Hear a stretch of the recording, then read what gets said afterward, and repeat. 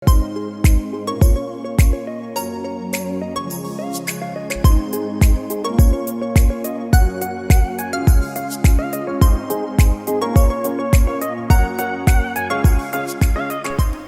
banyak warga yang memerlukan uluran tangan langsung berupa barang-barang kebutuhan hidup seperti sembako di tengah situasi pandemi ini, juga tak sedikit kebutuhan lain masyarakat terdampak yang seolah tidak terlihat.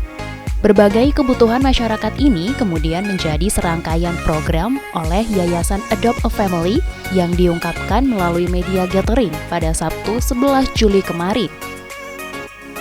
Beberapa kebutuhan bagi masyarakat terdampak ini yakni sarana edukasi atau empowerment bagi para warga terdampak yang harus banting setir. Bukan hanya sekedar membantu masyarakat untuk membuka usaha dengan memberi modal, empowerment juga dilakukan dengan membantu masyarakat menemukan potensi atau keahliannya untuk kemudian dijadikan sebuah usaha. Adopt a Family ini kita mulainya waktu bulan Maret, tepatnya setelah Hari Raya Nyepi. Karena waktu saat itu kita merasa bahwa dengan adanya mulai ada berita banyak mengenai COVID, banyak yang sakit, dan waktu itu pada saat itu di Bali sendiri belum ada, baru ada 1-2 orang yang terkontaminasi dengan virus ini. Cuman saat itu pemikiran kita pribadi adalah gimana ya caranya ini pasti Bali ini pasti akan terkena imbasnya, karena dengan ekonomi Bali yang lebih banyak kita ke industri pariwisata, pasti banyak juga tempat-tempat kayak hotel, restoran yang akan tutup. Nah, waktu itu kita mulai berpikir bahwa kalau itu coba kita mulai dari teman-teman, rekan-rekan, karena kita bergerak di bidang sekolahan. Jadi kita berpikir bahwa dengan rekan-rekan guru-guru, teman-teman yang dari sekolahan, coba kita gather, mengumpulkan dana yang kita mampu supaya bisa ngebantu orang-orang di sekeliling kita.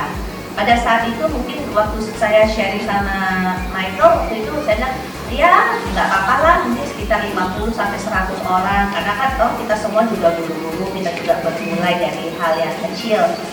Nah, ada satu rekan guru yang juga seorang mentor kita, teman udah lama, dia juga di sini waktu itu.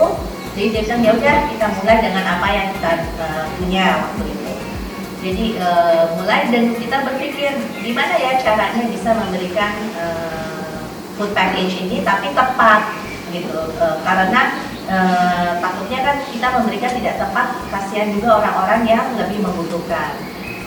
Waktu itu kita mulai dengan kita mesti membentuk suatu data tim, sehingga terus terang saya dan suami amatir dalam hal ini bukannya bidang kami pada saat itu.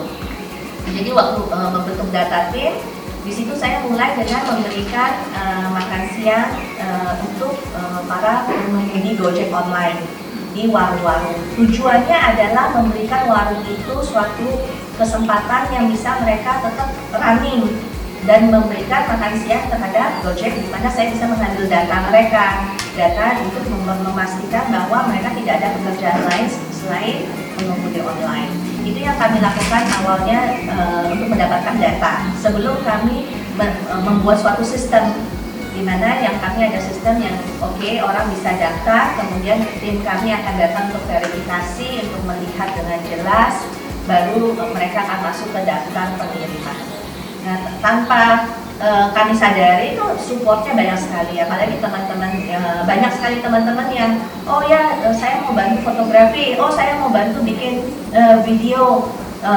Yang saya sendiri nggak paham bahwa itu akan menjadi suatu impact yang besar terhadap organisasi ini, terhadap gerakan ini.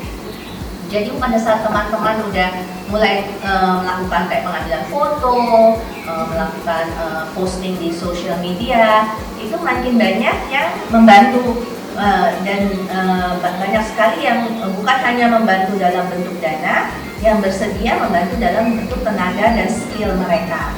Nah, itu makanya Adopt a Family bisa terus berlanjut sampai hari ini. Karena kalau cuma dilakukan berdua aja nggak mungkin bisa kita lakukan. Serangkaian program lain juga diadakan, yakni Food Package atau paket makanan berupa sembako, Grow Harvest Share berupa penanaman bibit pangan secara berkelanjutan, dan Water Sanitation Hygiene atau WASH berupa pengadaan sistem kebersihan yang lebih higienis. Kegiatan media gathering oleh Yayasan AAF ini juga dilanjutkan dengan pemberian food package pada warga yang berlokasi di area Kelurahan Sumerta-Kelot. Tepatnya perumahan yang berada di belakang komplek pertokoan tanaman yang untuk kedua kalinya menjadi sasaran pembagian food package dalam sebulan terakhir ini. Ini saya mengucapkan terima kasih kepada sembakonya ini. Baru pertama kali saya mendapat bantuan. Belum pernah dari pemerintah dapat bantuan apapun sama sekali. Saya kerja di proyek, Bu. Belum pernah dapat bantuan sama sekali. Jangankan bantuan dari pemerintah, ini baru pertama kali dari mana ini semuanya belum tahu. Yang daftarin itu tetangga sini gitu.